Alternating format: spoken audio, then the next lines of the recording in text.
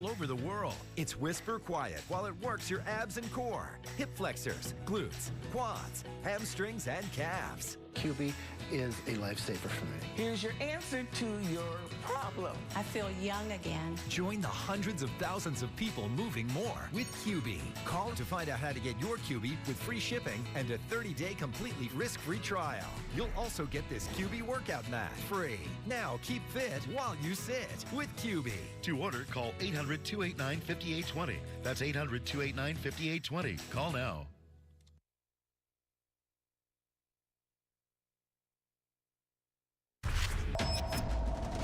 Good evening, Andrew Whitman. RFL begins tonight with breaking news. President Biden speaking in Atlanta in the wake of the murders at the massage parlors there earlier this week. Let's take you now to the President of the United States. Free of politics and guided by science.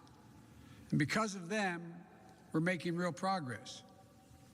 We just met my goal of administering 100 million shots before my first 100 days in office. We did it in about 60 days. We're not stopping now. The American Rescue Funds, more vaccines, more vaccination centers, and more increase in testing. It's going to help us accelerate our nationwide effort to reopen schools safely. Last week, I directed all states, tribes, and territories to make all adults eligible to be vaccinated no later than May 1. But while this is a time of optimism, it's not a time for relaxation. I need all Americans to keep doing your part. Wash your hands, stay socially distanced, keep masking up as recommended by the CDC, and get vaccinated when it's your turn. None of this is political. It's all science-based. But now is not the time to let our guard down. That's science-based as well. In the last week, we've seen increases in the number of cases in several states. Things may get worse as new variants of the virus spread. That's why we need to vaccinate as many people as quickly as we possibly can, because it's the best thing we can do to fight back against these variants. We have to beat this virus. We have to, and we will. But we'll do it by setting aside politics and embracing science. Another subject, the right to vote. That should bring us together as well. But it now divides us. This is a democracy. The right to vote is fundamental.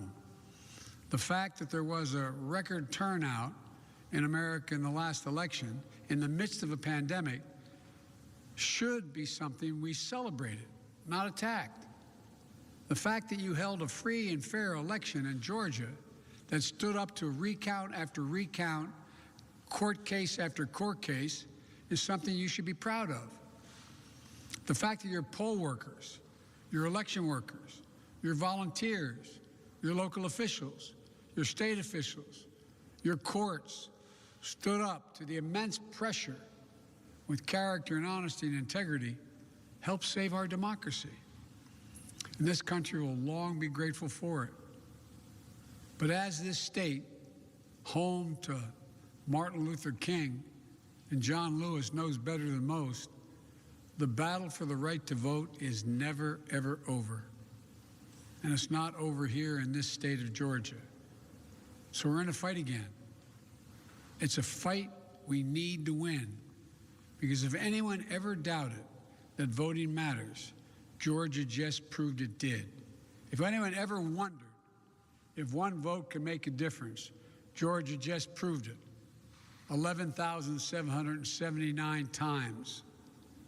And if anyone ever wondered if voting can change a country, Georgia just proved it can. Because when you elected 2 new United States senators, you made it possible to pass the American Rescue Plan.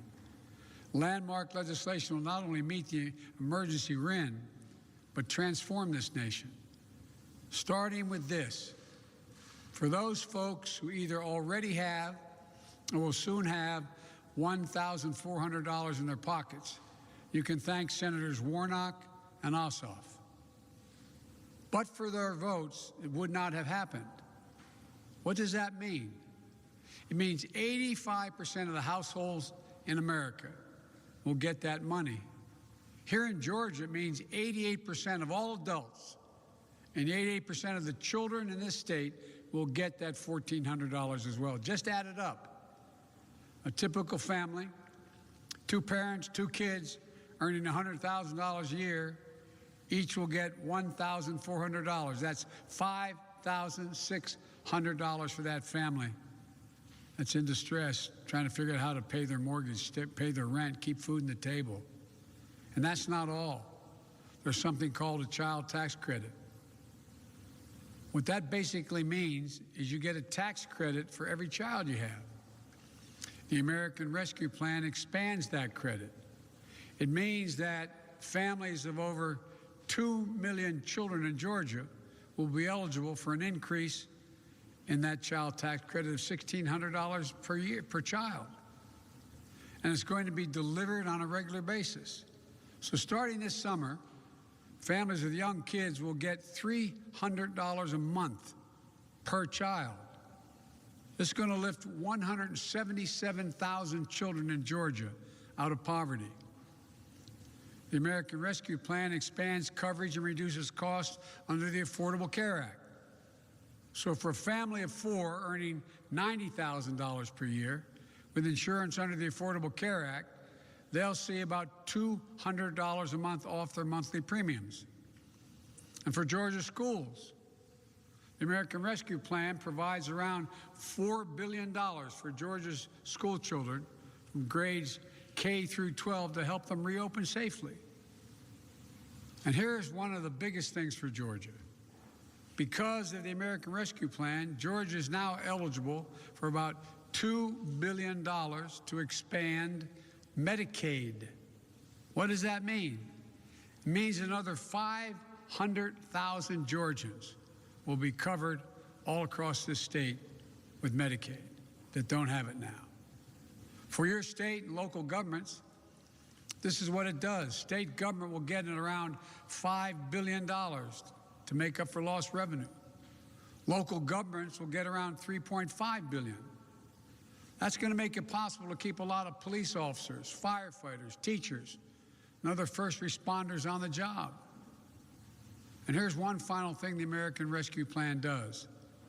For the first time in a long time, it puts working families, the middle class, people who built this country first, not last.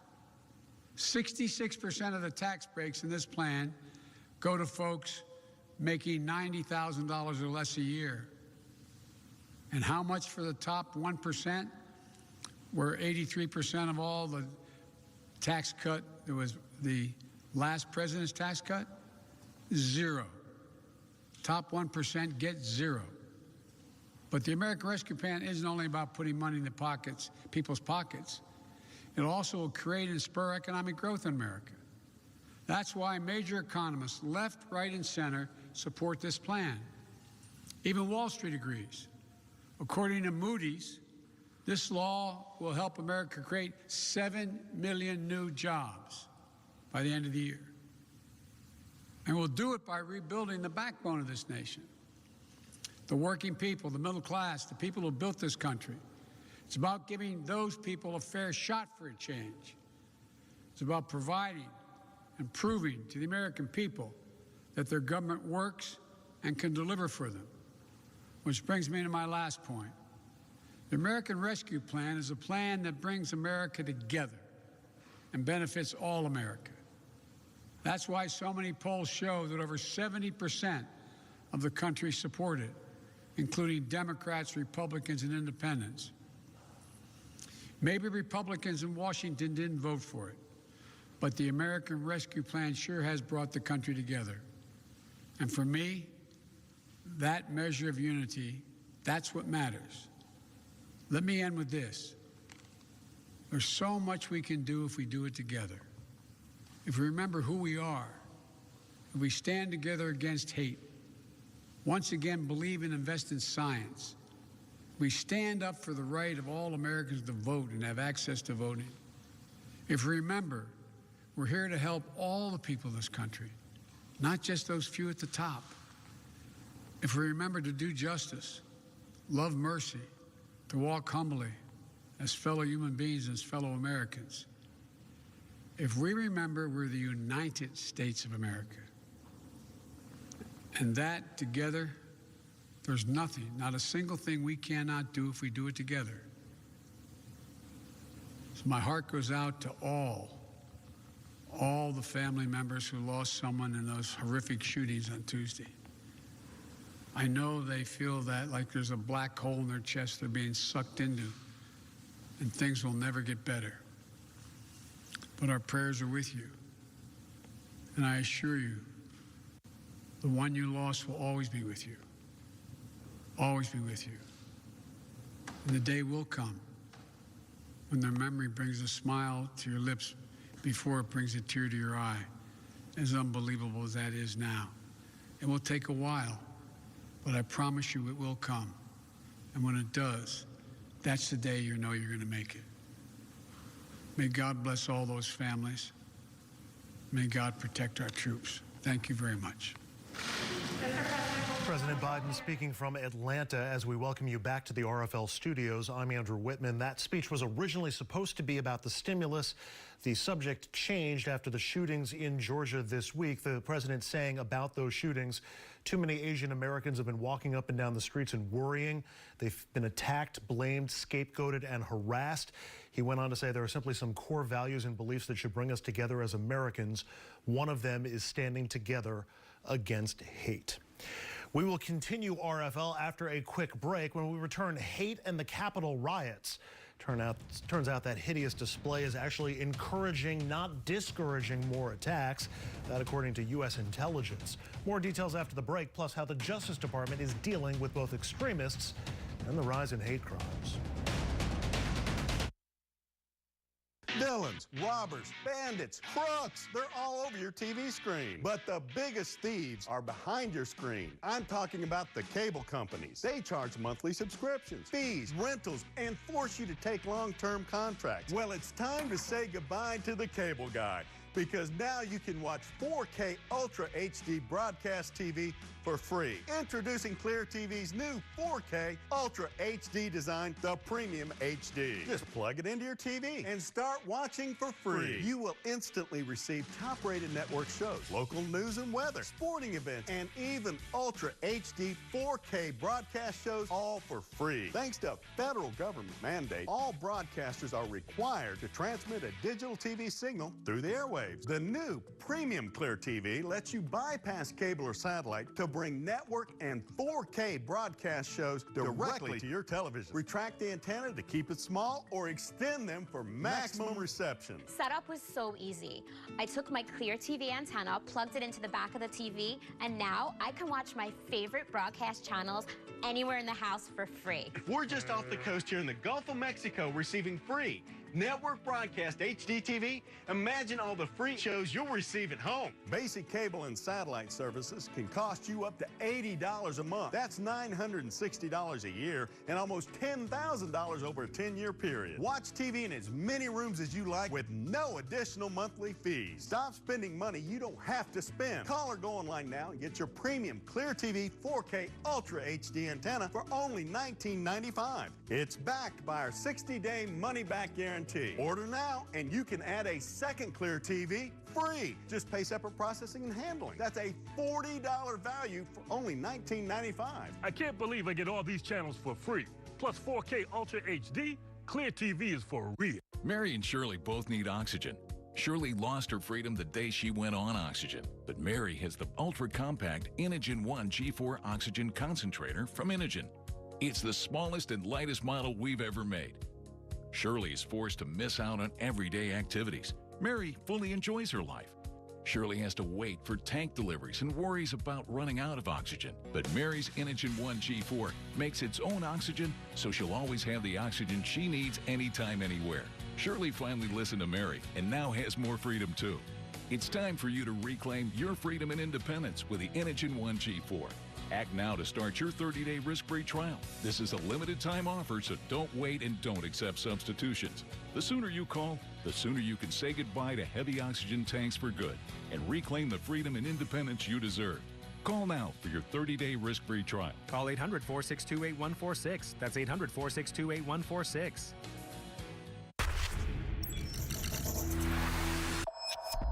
While we remain vigilant about the threat of foreign terrorism, ideologically motivated domestic violent extremism now poses the most lethal and persistent terrorism-related threat to the homeland today. The January 6th attack on the U.S. Capitol and on American democracy is a searing example of this threat. That was the new Homeland Security Secretary testifying at a Capitol Hill hearing this week. A few weeks earlier, FBI Director Christopher Wray spoke out about the Capitol riot, also during a congressional hearing. I was appalled that you, our country's elected leaders, were victimized right here in these very halls. That attack, that siege, was criminal behavior, plain and simple, and it's behavior that we, the FBI, view as domestic terrorism. On the heels of those hearings, the Director of National Intelligence issued a new report warning about all of the things Wray and Mayorkas were talking about. Here's part of it, quote, "Newer socio-political developments, such as narratives of fraud in the recent general election, the emboldening impact of the violent breach of the U.S. Capitol, and conspiracy theories promoting violence, will almost certainly spur some domestic violent extremists to try to engage in violence this year." That report also says the most lethal threats come from white supremacists who are motivated by ethnic hatreds and by militias who typically target law enforcement and government facilities. And as we showed you at the top of the program, the number of ethnic hate crimes are already soaring in this country. Joining us to discuss, Camilla DeSchultz. She's a senior reporter for Business Insider who covers the Justice Department. Camilla, it seems to me that we're looking at simultaneous increases in two different kinds of hate, or at least the manifestations of hate. One is an increase in hateful rhetoric, people feeling liberated to be more hateful or at least less respectful of other people's identities and identity sensitivities. For example, Donald Trump's tweets. I'm sure you've seen the study from UC San Francisco that showed a spike in the use of anti-Asian hashtags after Trump tweeted out Chinese virus, but there's nothing inherently illegal about that or in tweeting that. The other, of course, is the increase in hate crimes when people act upon that hate, whether they were inspired or encouraged or otherwise validated by the people increasing the rhetoric. You cover the Justice Department and the FBI. They focus on the latter aspect when hate turns violent, but I'm wondering if the rhetoric is part of what they're looking at as well. I think they're trying to combat this on two fronts. They understand that the rhetoric that the past president has used, Donald Trump, and that people are continuing to use when describing Asian Americans can be completely detrimental and can incite more violence against this community that has been attacked for, not just the span of this year, but, it's really important to note that the recent attacks against Asian Americans, has just highlighted an ongoing problem that's existed in U.S. history for years, for decades. I think the DOJ is trying to be a little bit more proactive on this about, Merrick Garland has spoke out saying that he's, that hate crimes have teared at the fabric of the society. Several DOJ officials have also condemned the recent attacks, but they have also put out a plan just stating that they are implementing more measures to try to combat hate crimes against Asian Americans, conducting meetings with people within the communities of these groups that are being impacted. They're also trying to go out and, do outreach, public outreach, to have more people feel comfortable reporting these types of assaults and attacks that have been really happening against the Asian American and Pacific Islander community. While not a hate crime in and of itself, an Intel community report this week said that the Capitol riot helped embolden hate groups and could lead to even more incidents of hate down the road. Is that impacting how justice is prosecuting the rioters, not just because of the crimes on January 6th, but with an eye to try and prevent future incidents? I think a lot of people are looking at how not only the DOJ tries to investigate what happened on January 6th, but also the charges that they're going to give to the rioters who were responsible that incited this violence. And that's a really big concern, is how they're going to be charged. You know, we've seen a few of the rioters be charged, given fines, being let go, given more misdemeanor charges, or given plea deals, and that's going to be really big. I think there has been a lot of concern that these rioters are not going to be properly charged, or, you know, they're just going to be given plea deals and kind of walk away from this. And, you know, DOJ has kind of talked in depth about how they're really trying to go after the people that were on Capitol Hill during the riot. And, you know, they have charged more than, 2,000 people, but they're really proactively trying to look at how they're going to be charged certain individuals who they found that really incited the violence on Capitol Hill. We're also getting an enhanced focus on specific groups whose members were involved in the riot. Most people had heard of the Proud Boys, but also the Boogaloo Boys, Rise Above Nation, 3%ers, the Oath Keepers, and of course QAnon. Attorney General Garland reminded us all during his confirmation hearings that the Justice Department was created in part to go after the KKK. I'm wondering if there's a sense now that the Biden Justice Department is going to go after these groups as well as the individuals as part of the prosecution of the Capitol riot. Well, Merrick Garland did state that he wants to be more proactive about even how the U.S. addresses and combats domestic terrorism. And this is something that, all eyes are on him on how DOJ is going to move forward, not just looking into what happened January 6th, but also monitoring the threats, the potential threats of domestic terrorism that may happen in the future. And so I think a part of that is, the DOJ put out a report just stating what they believe is what defines domestic terrorism. And I think that in itself is a really big deal, because this is kind of the grounds that they're going to go on when looking at different groups that are coming up in the U.S. that are kind of rising more and gaining more of a following or a higher profile. But, I talked to an association that represents a lot of FBI agents, and basically they were telling me that they don't want the FBI or DOJ to specifically put out a list and say, here are the groups that we define are, domestic terrorism groups, because, they want to make sure that the DOJ is doing it in a way that's, trying to go at this in a more proactive approach rather than, create more problems or, misidentify certain groups and say that they're domestic terrorism groups when they're not. And so it's very something that I think the DOJ is going to try to handle very methodically and very carefully, because this is a sensitive issue that, there's a lot of reports saying how domestic terrorism, the rise of domestic terrorist deaths. And so this is something that they're trying to do diligently. A number of rioters have claimed as part of their defense that they thought that they were called to the Capitol by President Trump. He called for them to come. I'm wondering, are prosecutors prepared for that defense? Will it work? And could that possibly lead to any legal jeopardy for Trump himself? Well, it's interesting that some of the charges we've seen is that some have been charged with trespassing. But, and I think this is what a lot of people reporters like myself are really looking at, is to look at all the people who've been charged and see what kind of charges did prosecutors go after. We can expect with especially leaders of certain groups that they're going to be charged more heavily than probably others who are not really affiliated and just came and got swept, just went over to the Capitol Hill and still participated. But it is interesting to see how they prosecute certain people and the role that these people played, and even leading up to the events that happened in January 6th. Camilla DeChalis is a senior reporter covering the Justice Department and the federal courts for Insider. Camilla, thanks so much for the time. Appreciate it. Thank you. Up next, we pivot to the stimulus plan. We'll speak with a restaurant owner who says the government has been a huge help as he's been dealing with COVID and all the issues it's been causing. That and much, much more as we continue with Richard French live on this Friday night. If you have Medicare, you've probably paid thousands of dollars in Medicare taxes. You may be eligible to get more for your money.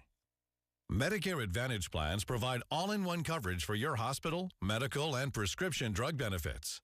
Plans may cover dental, vision, hearing, and expanded at-home telemedicine visits. They may even offer dentures, free eyeglasses, free hearing aids, free gym memberships, and free transportation to medical appointments. Over 37 million people with Medicare don't have a plan like this. Are you missing out?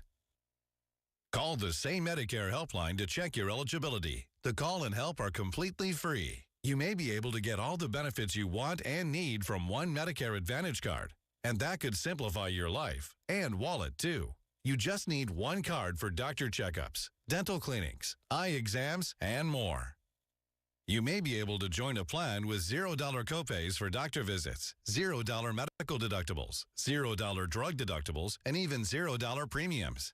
You may qualify to get up to $148 added back to your Social Security check every month. If you have Medicare, you may be eligible for a Medicare Advantage plan with extra benefits. But no one, I repeat, no one is going to give you these benefits automatically. Don't wait. You must call the number on your screen. We can search for affordable plans in your area that accept your current doctor and prescriptions. You've worked hard your entire life, so see if you're eligible to get the benefits you want and deserve. Call the Say Medicare helpline to speak with a U.S.-based licensed insurance agent. All callers will receive a free, no-obligation Medicare benefits review. Call 800-902-7507. That's 800-902-7507. Call now. Are you over the age of 50 and considering buying an annuity in the next 60 days? I have some important news for you. Don't buy an annuity until you understand the pros and cons of annuities. Call now for this free book on maximizing your income in retirement. Annuity Do's and Don'ts for Baby Boomers from leading financial firm J.D. Milberg. That's right, free. This book reveals little-known truths about annuities in simple-to-understand terms. Grab a pen right now because we're about to offer you this free book that unlocks the 5 little-known truths we believe baby boomers and seniors should know before buying an annuity. And it's free. Call 800-258-6979. As a bonus, we'll also throw in a free annuity rate report. We researched numerous products and summarized rates and benefits of annuities, all from Sentinel Security Life Insurance Company. Call 800-258-6979. That's 800-258-6979. Call now. For the past 2 weeks on this program, we've been doing a deep dive on the American Rescue Plan, better known as the Biden stimulus. We've gone through the benefits of the new law, how it'll impact various segments of the nation, including the middle class, taxes, Obamacare, and more. Tonight we focus on small business and restaurants in particular, and we do this amid some good news. Relatively stable COVID numbers across most of the country. Forecasters are seeing a boom economy on the horizon with spending on flights, lodging, and dining out among the most anticipated top performers. That's good news for the restaurant business. More than 90 million Americans have already received new stimulus checks worth more than $242 billion. And restrictions are easing almost everywhere. Just today, restaurants in New York outside the city can expand to 75% capacity. That includes the restaurants owned by our guest. David DeBarry is the chef and owner of 2 restaurants in Westchester County, New York, called The Cookery and The Parlor. He also owns some food trucks as well. Really appreciate you coming in and talking with us. So take me back to December 2019 and January 2020, the months before COVID. How many restaurants did you have? How many workers did you have going for you? How was business? We had 3 restaurants, including the food truck, and we had close to 100 employees between all 3.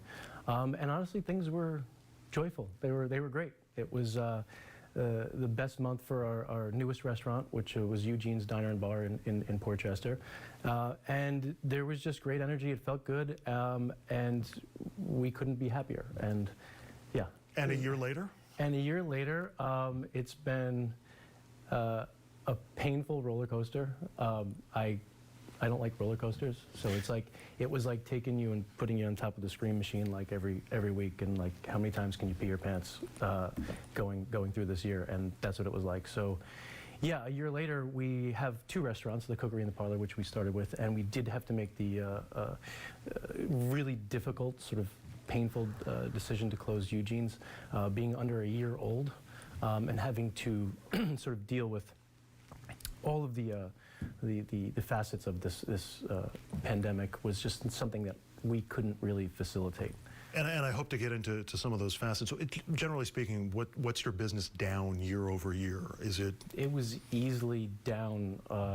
We were at some point 60%. Okay. You know, with our top performers. Yeah. Let me take you back to the very start of the pandemic. Did business start to slow before the restaurants were formally shut down? And how early on were you sweating the financial impact? No.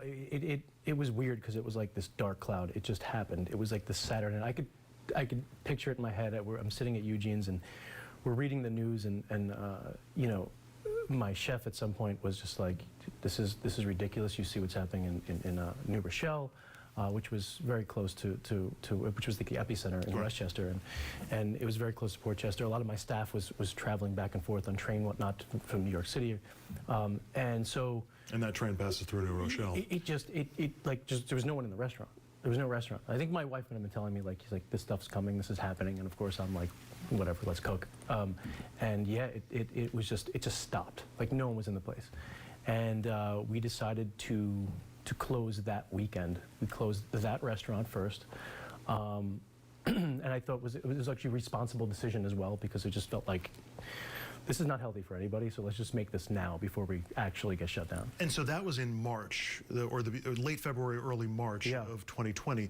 Congress doesn't get involved until April of 2020 with the first bill and the PPP money. Mm-hmm. So you already had one restaurant closed at that point. I assume overall your financial situation wasn't great for the restaurants. Did you get any of that PP money? Were you able to factor in that money to your planning, and how helpful was it? Well, first of all, financials for restaurants are never that great. Yeah. But, you know, we closed that restaurant, and then we closed the other two immediately after that. Actually, we closed them all in the same weekend. But we were sitting back, waiting, hoping to get some form of relief. And it did come, and honestly, it was extremely beneficial to our businesses. I mean, it's not just about keeping the business open, it's really about the employees. It's about employee retention and the caring for them. And you know, we started our own GoFundMe pages, like, for our employees, to sort of just raise money and whatnot for them, to make up for their income. And you know, yeah, I mean, it keeps the cycle going. It's what we had to do collectively as a community, and I mean community meaning government and community. You know, you can't stop the cycle, right, of money. It's like blood. But you couldn't make plans based on that, because you didn't know for sure it was coming. No, we couldn't. We didn't know what to do. We opened, and we were open under because we were essential businesses, right? And so we could stay open for takeout, but that just was not and could never be enough. Not with the restaurants that we operate. Well, and that leads me to a couple of questions, because you had a number of difficult decisions to make, but two that I was thinking about as we were beginning to talk: whether to convert a business to takeout or delivery only, or just to close it down, and then what to do with your employees. Let me start with that first decision. How do you make the decision to, I mean, assume at some point you had to go carry out and delivery, otherwise you wouldn't have any revenue coming in, right? Right, yeah, I mean, it's you go into survival mode, right? At that point, like, you put your ego in a box and you just forget about everything that you feel like you were meant to do, right? And you do what you need to do to survive, and if that's to go, that's to go. And then from that, you sort of organically, which is something we get to later, but like the amount of creativity and whatnot that restaurateurs and chefs and everyone alike, you know, it forces you to do something, then you do something, and then hopefully out of this something beautiful is going to come out. I mean, Jesus, I don't know how many delivery applications on at our restaurant right now, but we're still figuring out if that's like the best thing for us as we reopen and things start to get better. But we did what we had to do, and I like to say we look back and we had some fun doing it, if that means anything, because we do cook, and that's the most important thing. And it sounds like your customers were there for you too. I was in a very good community. I'm very fortunate, and like many restaurateurs, and yeah, they were there for us no matter what.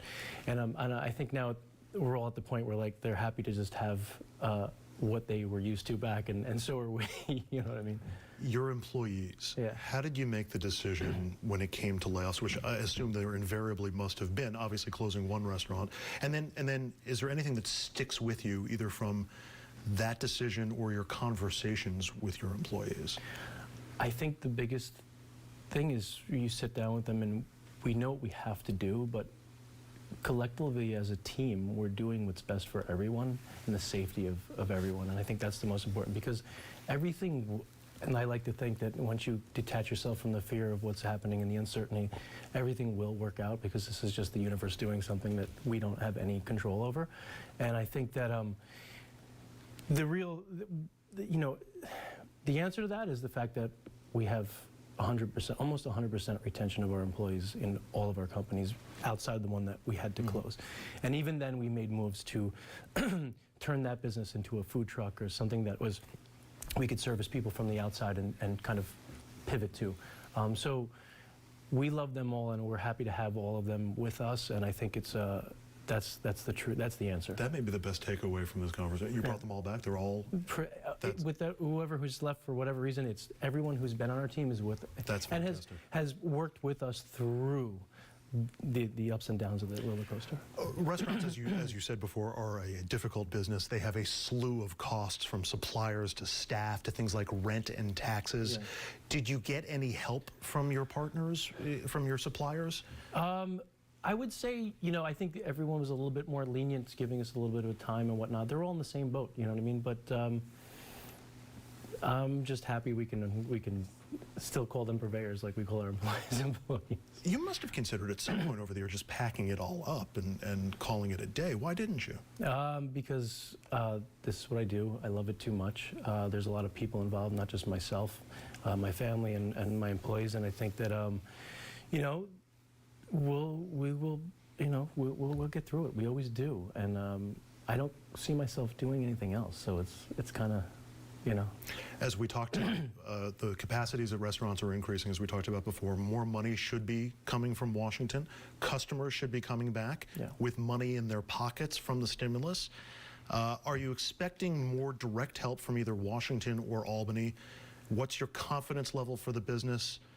And how would you have a different confidence level had that stimulus bill not just passed? Me personally, I think that everything they have done has been extremely helpful, and I'm talking about just federal and state and local jurisdictions have been great with their grants and raising money and whatnot. I think that, I would say for us, I would say no restaurant wants to go further into debt than they already are. So taking loans is also a big question, right? And how much do you really want to deal with? I think that things are opening up right now. I think that people are getting comfortable with vaccinations. I think that the weather is getting nicer. And, I think that the stimulus plan, yes, ultimately helps. It helps the people, not only the restaurants, but there are people who just need that money. People who weren't making money, people who are very poor. And I think that helps, whatever you can do helps stimulate the economy and stimulate, keep that blood circulation going with money is important. And I do think it's helpful for a lot of people right now. I'm very fortunate that, we're in a position where we're going to start to see things opening up, and I feel good about it. And business is getting better. Yeah. And of course, all your employees make money at the restaurant. They then have money that they can spend in other businesses, and that helps the overall economy. We talked about vaccine hesitancy, some people who are not sure whether they want to get it. Entirely possible we might have some restaurant hesitancy, especially in these early days as vaccines are still spreading around. What's the risk for you right now that you don't fill the 75% that you're allowed to fill? Is that, or have you factored that in? I assume you're keeping delivery and takeout open. I mean, the 75%, again, it's awesome, because mentally, I think that people, myself and people, are getting comfortable with the fact that you can go out and eat at 75%. It's a little tough in our restaurant, being the size that it is, when you're dealing with a 6 feet mandate. Are you really, once you do the math, you're not going to have 75% of what you did. Vaccines, I feel like most of everyone is getting them at this point, including my staff. I've gotten one. We're all feeling a little bit better and more comfortable about serving the public and being indoors and them being safe as well. Finally, before we run out of time, any regrets or mistakes that you can think of as you look back, or things you wish you had another bite at the apple? No, I think if anything, this has taught us all a big lesson, including myself, is the only regret I would have is to not be as fearful as I was, because, you'll never know anything about something you just don't know anything about, and that's okay. And with the help of communities and restaurant friends like we've had throughout the year, I mean, sharing, whatever we can with each other to make it a brighter day and get through this has been something special. It brings you closer to the people you love, and you know, it's a good thing, I think, sometimes when you have that forced sort of organic thing you can't control. So, David DeBerry, chef, restaurateur, really appreciate the insight. Thank you so much. Thank you. And up next on RFL, we're going to pivot to politics and head to California. We'll show you how millions of people are trying to boot Governor Newsom from office right in the middle of his term. Attention timeshare owners. This is an urgent consumer alert from the Timeshare Exit Hotline, a national company specializing in helping consumers legally get out of their expensive timeshare contracts. We're offering you a way to legally get rid of your timeshare. So if you're fed up with the maintenance fees that keep on coming and want to learn if you can terminate your timeshare legally and permanently, call today. Even if you've tried before and were unsuccessful in getting rid of your timeshare, call today and see if we can help. We offer a complete 100% unconditional client satisfaction guarantee. Make this completely free call and learn how we can help you legally put an end to your timeshare nightmare once and for all. You have nothing to lose, so call right now to qualify and receive a free consultation. You can terminate your timeshare legally and permanently, but you've got to call now. Call the number on your screen today. It's a free call. This is important news for people who took certain drugs for HIV and then suffered serious injury to their kidneys or bones. If you or a loved one took Truvada, Variad, Atroplus, Stribild, or Complera and were then diagnosed with kidney disease, kidney failure, bone fractures, bone density loss, or softening of the bones, call Davis & Crump right now to see if you're eligible for a cash award and medical expenses. Our first consultation is free, and we don't get paid unless you get paid. Call Davis & Crump right now. Operators are standing by. IRS, open up. The IRS is the most feared agency in the country and has the power to seize assets, garnish wages, and even put you in jail for back taxes and unfiled tax returns. Don't be a victim. Call Kick IRS right now and let us kick those IRS problems out of your life once and for all. Our powerful team of tax experts will fight hard for you and will not stop until we've resolved your tax problems on your terms. And if you qualify, we may even reduce or eliminate your tax debt altogether. No more sleepless nights wondering when the IRS is going to come after you. Take control of your tax problems today and make the phone call. We have an A rating with a Better Business Bureau, and we offer a 100% written guarantee, so there's nothing to lose and everything to gain. The consultation is free, and the phone call is free. So pick up the phone right now and kick those IRS problems out of your life once and for all. Call 1-800-284-0468 to get the tax help you need today. Again, that's 1-800-284-0468 or go to kickirs.net. I'm not just fighting for me, I'm fighting for you. I'm fighting for the values of the state. And there's a lot at stake because in these elections, who knows what can happen? And so I'm going to fight it. That's California Governor Gavin Newsom talking about the recall effort that appears to have enough support to move forward. The folks who want him out seem to have met the Wednesday deadline to turn in 1.5 million signatures to move his recall to the ballot, and may have even exceeded that total. So now we're waiting for the state's election officials to weigh in. Some voters are angry about his handling of the COVID shutdowns and also how he flouted some rules that he had asked residents to follow. Joining us to discuss, Jeremy White. Jeremy is a reporter for Politico covering California politics. He's also the co-writer of their California playbook. Jeremy, let's begin with the process. There was a signature collection process. It cleared the needed threshold, though it's worth noting that process was given additional time because of COVID. So how does it work from here? When is the recall? Who's on the ballot? Is it just yes or no on Governor Newsom, or will other candidates appear? I should say that it has not officially cleared the threshold yet. It looks likely that it will, given that proponents say they've submitted well in excess of 2 million signatures when they need about 1.5 million. We're not going to know for certain if election officials certify this election for a few weeks, but it certainly looks likely. Even Governor Newsom is acknowledging at this point that it's likely happening and is fully engaged in a campaign. So we are likely to see an election sometime in the fall, likely October or November. The candidate filing deadline will be shortly before that. So the field is still very much taking shape. We have 3 Republicans who have officially declared, and I think people expect scores more, potentially in excess of 100 candidates to get in there by the time all is said and done. And then logistically, California voters are asked two questions. The first question is, should we recall Gavin Newsom? And if a majority say no, we'll keep him. That's it. He survived. If a majority want to replace him, then we go to the second question of who should be his replacement. And that's where it could get very chaotic, given, as I've said, we are likely to see many, many candidates on that second ballot. What are the issues that led to Newsom's likely recall? We saw those photos of him eating at an exclusive Napa Valley restaurant while the state was in COVID restriction mode. That's sort of the ready-made ad against him, but is that what's really driving this recall, or is something else happening? I think what that French Laundry dinner did was really crystallize the frustration out there with pandemic restrictions and Californians feeling like they have been uneven. I would say another really major thing I think has driven this has been the number of students who've still not returned to in-classroom learning. And I think it's important to remember that the pandemic hasn't just driven voter frustration with Gavin Newsom that got us here. It also led the courts to give signature gatherers an extension in how much time they had to qualify this because of the way the pandemic made it more difficult to be out there on the streets. So I think in multiple ways, without the pandemic, we are not here in this place today. Last time California did this to then Governor Pete Wilson, there was a Republican challenger ready and waiting with a 100% Q rating named Arnold Schwarzenegger. So it was as much a new election as it was a recall. That doesn't feel like the case this go around, is it? And who are the leading Republicans that are being bandied about? Are they anywhere close to well-known enough as gubernatorial candidates?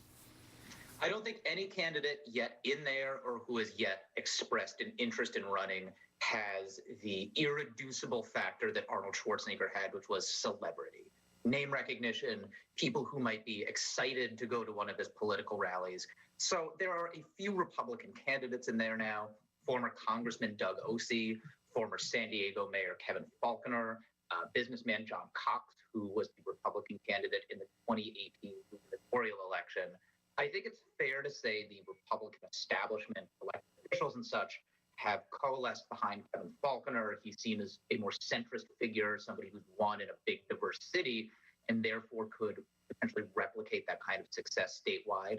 But I think everyone is waiting to see if an Arnold Schwarzenegger-type candidate gets in there, which is really to say a celebrity, somebody who people know who they are and would get excited by them as opposed to a political figure.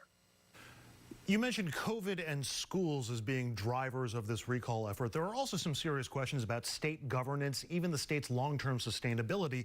And some of those questions are coming from Democrats and progressives, noting things like population drain, overregulation, poverty, and the application of progressive policies. How much of that is a part of this recall drive, or is this really more red versus blue? Is there a sense that Newsom, he's certainly trying to paint himself as a scalp that can be had, trying to play into the partisanship of it? Is that resonating with voters? That remains to be seen, of course, but there's no doubt that Governor Newsom and his team are framing this as sort of California's progressive values against Trump-aligned Republicans who are coming in and trying to unravel California's progress. So, look, make no mistake, even before the pandemic, California was facing serious issues, including a homelessness crisis, wildfires, and those were things that were very real problems that Gavin Newsom had to deal with, hadn't made much appreciable progress since the pandemic hit. I don't think that those things in isolation would have been enough to fuel the type of backlash we're seeing now. I really think that the pandemic and frustration with those restrictions has gotten us to where we are. That being said, opponents of the governor also have plenty to criticize in terms of the homelessness crisis and him being perceived as too liberal and those types of critiques. I just think that the pandemic is still very much the critical thing driving this. Finally, Jeremy, I'm asking you these questions from a studio in New York State where, as you may have heard, we're having some gubernatorial issues of our own, but a lot of people here would still scoff at the notion of a recall movement in general. Is there any blowback popping up in California about the notion of recalls themselves? I think Californians are pretty accustomed to direct democracy at this point. There are some pretty valid critiques. With this, people think that it's a pretty low bar to get one on the ballot. They fear it could sort of allow for political opportunism. With ballot initiatives, there's a long-standing critique that they have sort of become a tool of special interests rather than of the citizenry. But look, this is baked into California's political culture. It's in the Constitution. So while there are those who maybe feel the system is being abused, I don't know that I would expect to see any sort of sustained public backlash that would change that structure. Jeremy White is a reporter who covers California politics for Politico. He's also the co-writer of their California Playbook. Jeremy, really appreciate the time. Thanks so much. Thank you. During that interview, I said that Pete Wilson had been the last recalled California governor. It was Gray Davis. A little Friday error on my part. My apologies. Up next, we're going to show you part of what President Biden had to say after meeting with Asian American leaders in Atlanta earlier. Attention. If you've had a hernia surgery after 2006 and suffered from serious side effects such as infection, chronic pain, organ damage, mesh shrinkage, or mesh migration, you could be eligible for financial compensation. Call the law offices of Wright & Schulte right now at the number on your screen or visit meshjustice.com now. Ethicon, a subsidiary of Johnson & Johnson, has withdrawn its PhysioMesh flexible composite mesh from the market. Again, if you've had complications from your hernia surgery after 2006, you could be eligible for financial compensation. We can find out what type of devices were used in your surgery. Call the law offices of Wright & Schulte immediately at the number on your screen or visit meshjustice.com now. You deserve justice, and the call is free. And there is no fee unless we win your case. Call now for your free case evaluation. Again, call the law offices of Wright & Schulte immediately at the number on your screen or visit meshjustice.com now. Need life insurance? SelectQuote found Jacob 40, a $500,000 policy for only $19 a month. And SelectQuote found his wife Wendy a $500,000 policy for only $17 a month. Our secret? At SelectQuote, we aggressively comparison shop up to 10 highly rated companies to find you the company with the best rates. Why pay more?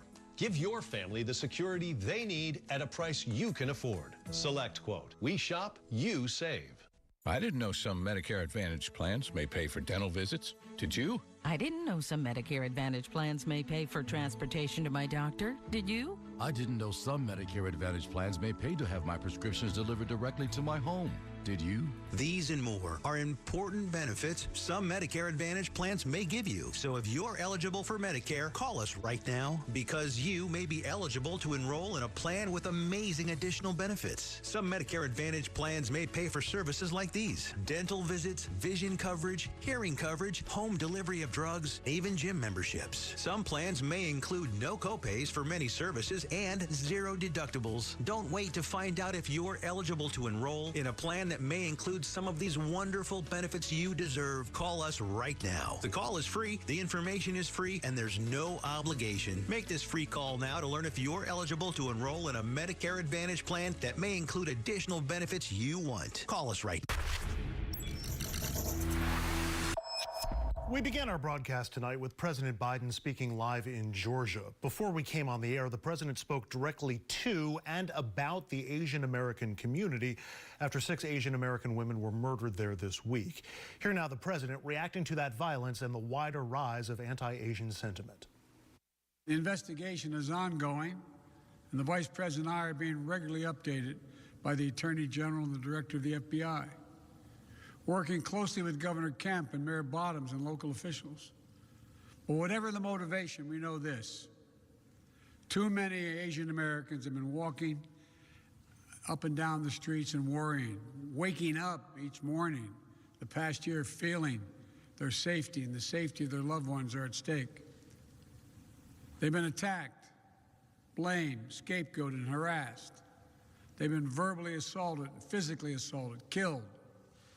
Documented incidents of hate against Asian Americans have seen a skyrocketing spike over the last year, let alone the ones that happened and never get reported. It's been a year of living in fear for their lives, just to walk down the street. Grandparents are afraid to leave their homes. Small business owners targeted and gunned down. Attacks on some of the most vulnerable people in our nation, the elderly, low-wage workers, and women. In fact, Asian American women suffer twice as many incidents of harassment and violence as Asian American men. We're learning again what we've always known. Words have consequences. And we'll wrap up RFL right after this.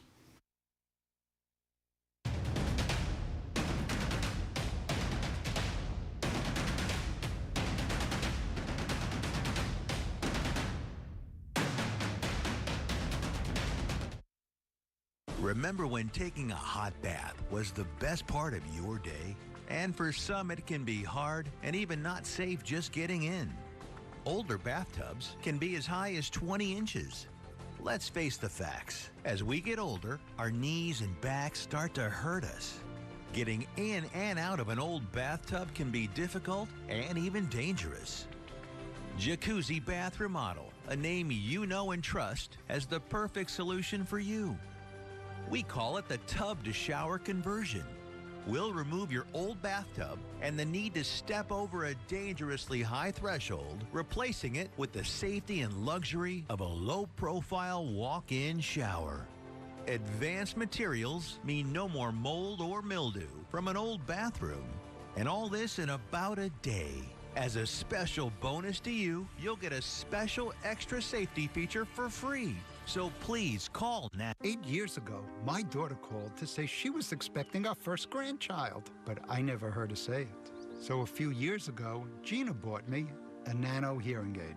And now I love hearing Ryan call me Papa. And at only $297 for a full pair, they make a great gift for someone you know. Plus, call now and order one hearing aid, and Nano will give you a second absolutely free. Call 1-800-238-2857.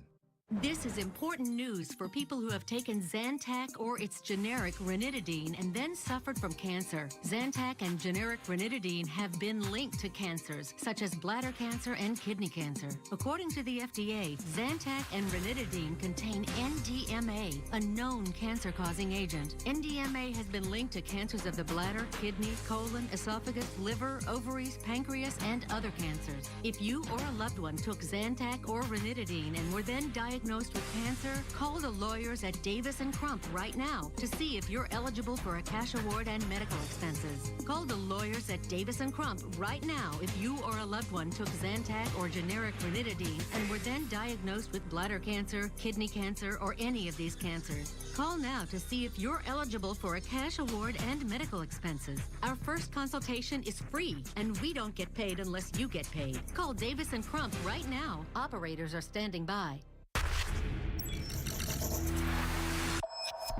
That is going to do it for us tonight and for this week here on RFL. I'm Andrew Whitman. Thank you so much for being part of the program.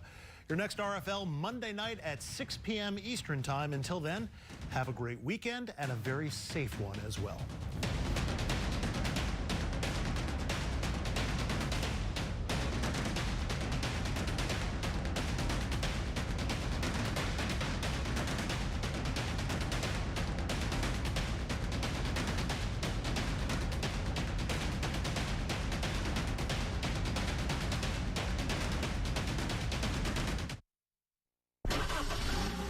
First 3 months, we saved $4,100.